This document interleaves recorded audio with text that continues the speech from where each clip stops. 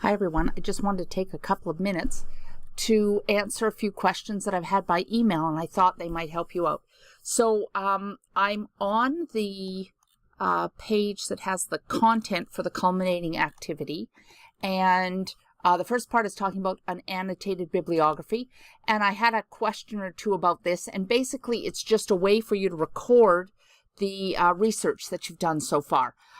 So I've given you a couple of examples there, and then we have the rubric, which is also listed down below. We have the success criteria, and then let's take a look at what I mean by this. The two options are divided because you can either kind of organize it using the curriculum strands, identity, relationships, sovereignty, or challenges, or you can use the elements of the Indigenous worldview, which is in option 2, and that has the land, relationships, nationhood, time, spirituality, family, and stories.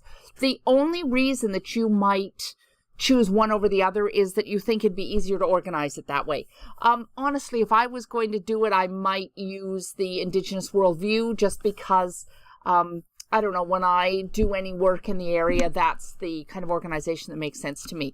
But really, it's up to you, I think, which one you'd like to do. So if you are talking about things like identity, relationships, sovereignty, and challenges, you're talking about how whatever topic that you have chosen contributes to the formation of identity or is part of the identity of the particular Indigenous group.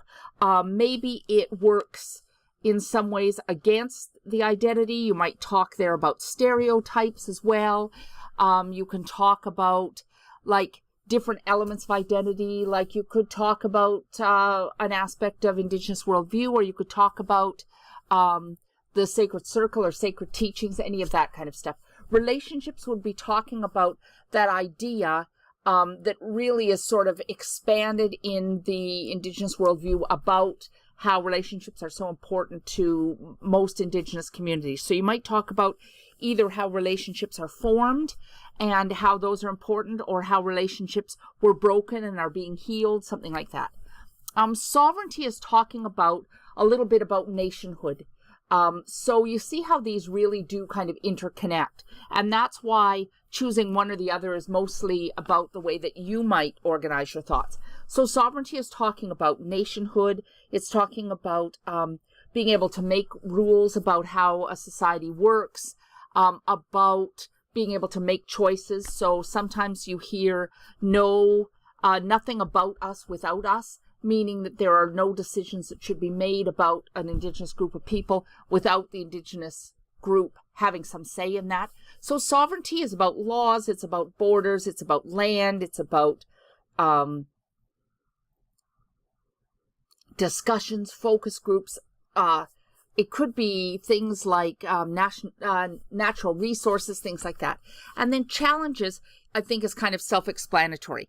In how in any way does your group and your subject have they faced challenges because they're Indigenous people, because the Indigenous viewpoint might go against the viewpoint of the kind of colonial people, all of those kinds of things.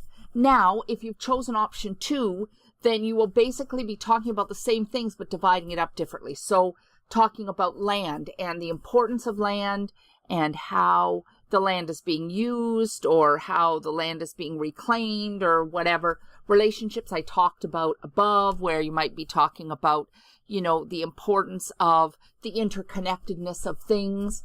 Nationhood is kind of laws and sovereignty and having the right to have a say about what happens to you and your land. And then things like time and how that idea that things happen when they happen in the time they're supposed to happen. Spirituality, which is a huge element of Indigenous worldview that tends to be common, and that could be talking about the sacred circle, or it could be talking about the longhouse, it could be talking about different views, different the creation or origin of the group, that kind of thing. Family is a little bit relationships as well, but it's sort of talking about that idea of the place in the family, the way that things are taught from elders or from grandparents down to grandchildren. It could be talking about the challenges of family. So maybe you've got a group where there's you want to talk about an issue that's arisen about foster children and how they're taking children out of Indigenous homes and putting them in the colonial homes as a way to kind of destroy their connections. And then stories is also talking about that way of transmitting knowledge, of transmitting education. You could get back into those origin stories because all of those are kind of intertwined. So, and then if you kind of get stuck and I find,